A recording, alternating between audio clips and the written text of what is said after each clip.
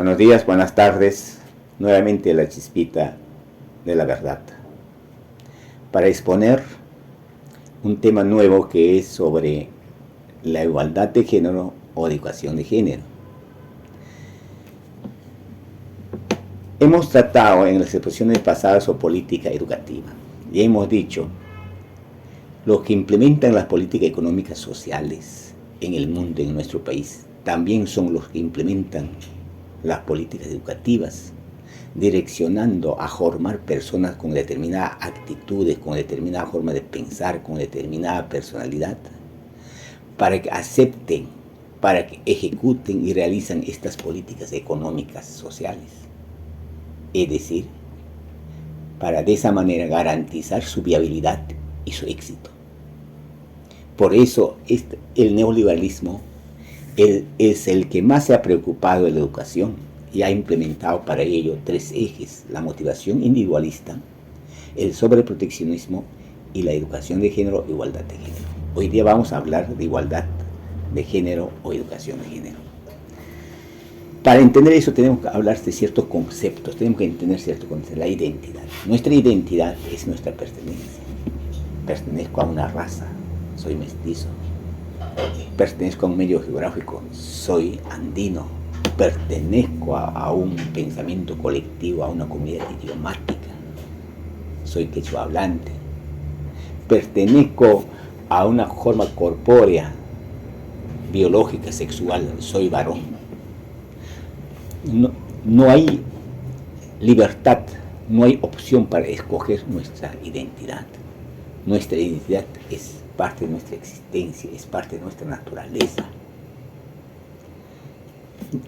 Nuestra identidad es lo que determina nuestra individualidad, es lo que nos hace diferenciar de otras personas que pertenecen a otra familia, a otra sociedad, a otro país. Nuestra identidad es lo que nos da pensamiento libre. Si en nuestro pensamiento se refleja nuestra realidad, nuestras necesidades, se refleja nuestros intereses, nuestros propósitos individuales y colectivos, entonces este pensamiento pertenece a nuestra realidad, a nuestra identidad. Es un pensamiento con identidad. Este pensamiento con identidad va a determinar que la ejecución de nuestras acciones y nuestras conductas sean pertinentes a nuestra realidad, sean ejecutadas asertivamente frente a nuestras necesidades, frente a nuestros propósitos e intereses individuales y colectivos, en forma asertiva, con perseverancia, con voluntad, sin condicionamiento. Y este pensamiento con identidad nosotros llamamos pensamiento libre. Pero si nuestro pensamiento está construido a base de paradigmas, a base de arquetipos, a base de modelos, en el que no se encuentran nuestras necesidades, nuestros propósitos, nuestros intereses individuales colectivos, entonces este pensamiento es un pensamiento enajenado. Este pensamiento enajenado es un pensamiento colonizado. Entonces nuestra identidad es lo que determina nuestra individualidad y nuestro pensamiento libre. Si perdemos nuestra identidad, perdemos nuestra individualidad, nuestro pensamiento libre, nos convertimos en un instrumento hablante. Con un ejemplo expliquemos. Las mujeres, por ejemplo, cuando se embarazan, pierden el miedo a la muerte, al dolor. No existe para ellas porque su sentimiento, como se dice, es firme, sólido. ¿Ya? Tienen conductas, acciones también firmes, sólidas. Nosotros los varones no podemos tener ese sentimiento maternal protectora, al cambio de las mujeres. Pero ese sentimiento maternal protectora en las mujeres, ¿qué es lo que determina? ¿De dónde viene?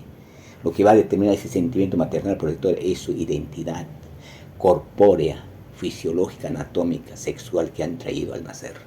Es lo que determina ese sentimiento. Es tan evidente esto y irrefutable, señores. El segundo concepto que debemos entender es la complementariedad. La complementariedad. El mundo es complementariedad.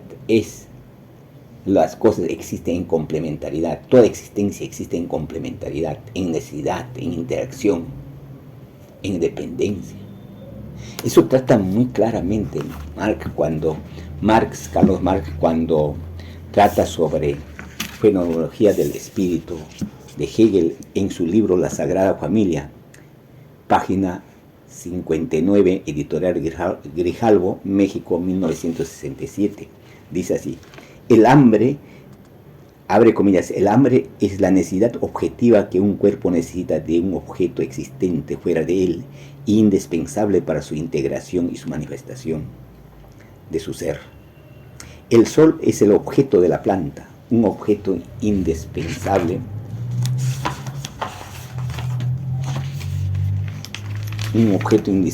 para ella, que confirma su vida, como la planta es objeto del sol, como exteriorización de la fuerza solar estimuladora de la vida, de la fuerza esencial objetiva del sol. Un ser que no tiene naturaleza fuera de sí no es un ser natural, no parte de la esencia de la naturaleza. Un ser que no tiene objeto fuera de sí no es un ser objetivo. Un ser que no es por sí objeto para un tercer ser no tiene un ser por objeto. Es decir, no se comporta objetivamente. Su ser no es un ser objetivo. Un ser no objetivo es un no ser. Supóngase un ser que ni sea de por sí objeto, ni tenga un objeto. En primer lugar, un ser así sería el único ser. No existiría ningún otro fuera de él. Existiría él solitario y solo. O sea, las cosas existen en complementariedad, en necesidad. Para ser objetivo tiene que ser objetivo frente a otro ser. En dependencia las cosas existen. Aristóteles también entendía muy claramente esa complementariedad.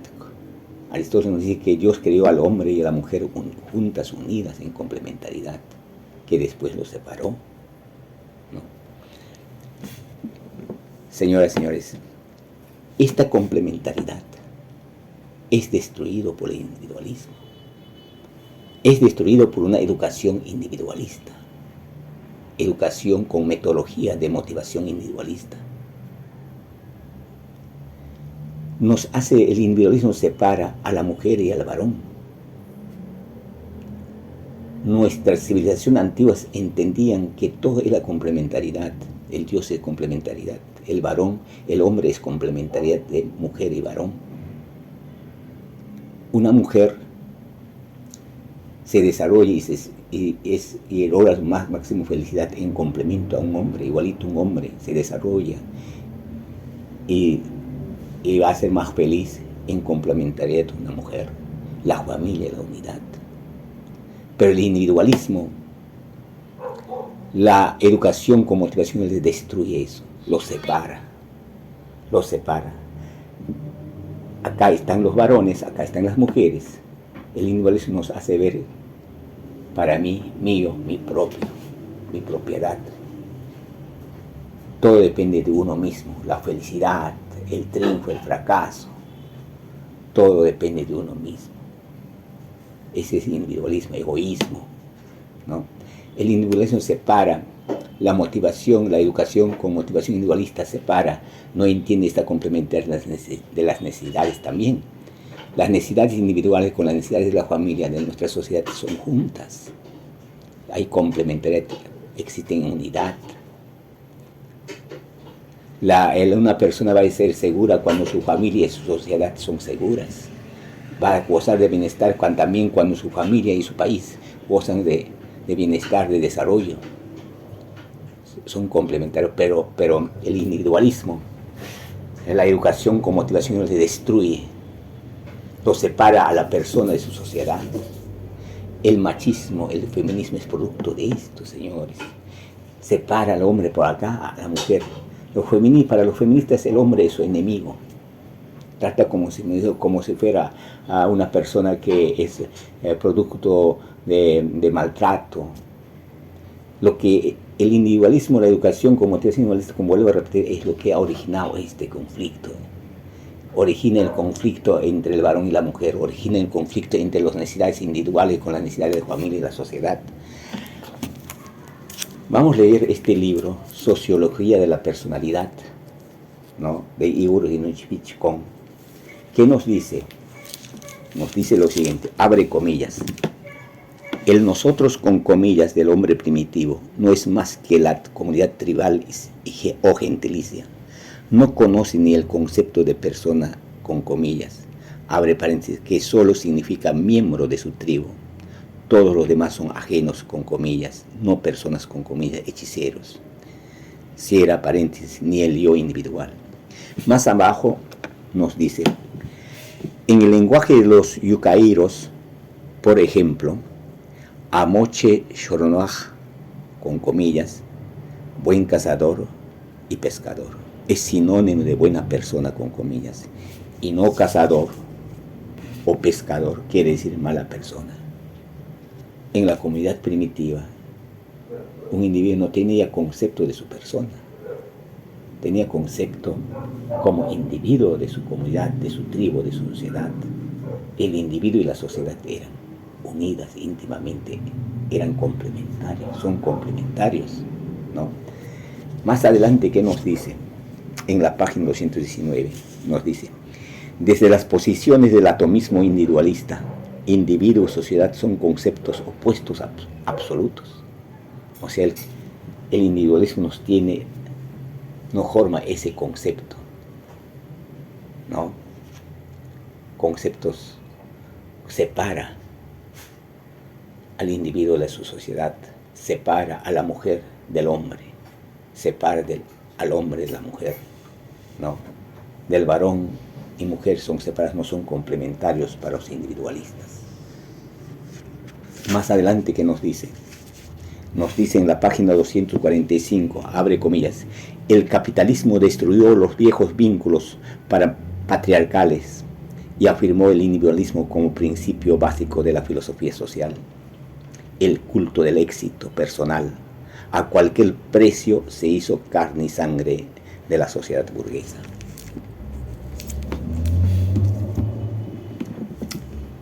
Yo he tenido acceso, pero ese libro lo he perdido, de la década de 50 a 60. Se enseñaba acá en el Perú educación familiar.